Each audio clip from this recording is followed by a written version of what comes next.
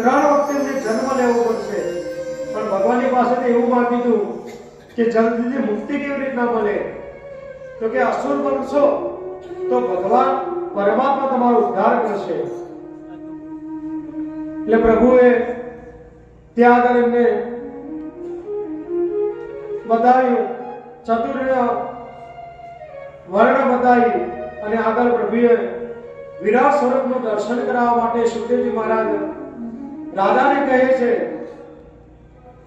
કે સમુદ્ર જે છે ભગવાનનું પેટ છે, નદીઓ એ ભગવાનની નાળીઓ છે, વાદળા એ ભગવાનના કેશ છે, વૃક્ષ એ ભગવાનના રૂવાડા છે, માયા એ ભગવાનનું હાસ્ય છે, ચંદ્ર એ ભગવાનનું મન છે, અને સૂર્ય એ ભગવાનની આંખો છે.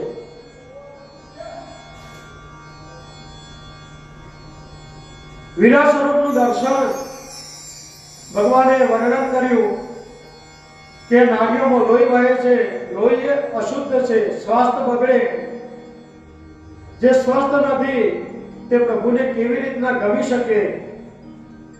જે સ્થિર છે, સ્વસ્થ છે, જે નિરોગી છે,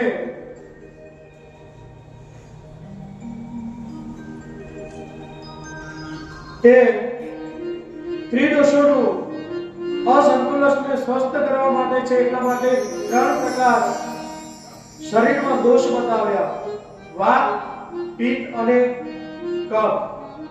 આ 3 દોષ સમાન છે. આ 3 દોષો ગમે ત્યારે શરીરની અંદર આવી શકે છે. એ પરસ્પર કબીર ગીતાની અંદર ભગવાને કહ્યું છે કે સત્વ, રજ અને તમ આ 3 પ્રકારના ગુણો પણ સાથે છે, જેને પ્રકૃતિ કહેવામાં આવે છે. જેમ વિષય થાય ત્યારે વિકૃતિ શરૂ થાય. કોઈ પણ વસ્તુને આસક્ત બની જઈએ આપણે અને મેળવવા માટે બહુ પ્રયત્ન કરીએ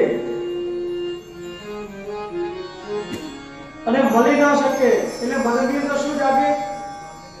વિકૃતિ જાગે. એ વિકૃતિ એ આપણને અધોગતિના માર્ગે લઈ જાય છે. અને જેને આપણે પામી શકીએ, જેનાથી આપણને સંતોષ થાય, એને પ્રકૃતિ કીધી છે, કે જે જીવનની અંદર આપણને મોક્ષ તરફ લઈ જાય છે. આવા વૃક્ષોનું ભગવાનનું